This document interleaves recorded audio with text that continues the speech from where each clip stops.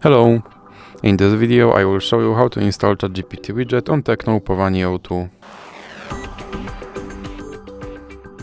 So you have to start by opening your Google Play Store, then click on search bar and type in Wally AI and click search. And now select this application and click install. Now you can click open. And here you can click on this button to skip introduction, then click not now, and then click on open permissions. Now you have to click here on the AI assistant to allow this app to display over other apps, then you can click back and then click start. And as you can see, here is my ChatGPT widget, and you can open him and you can tell him to do something.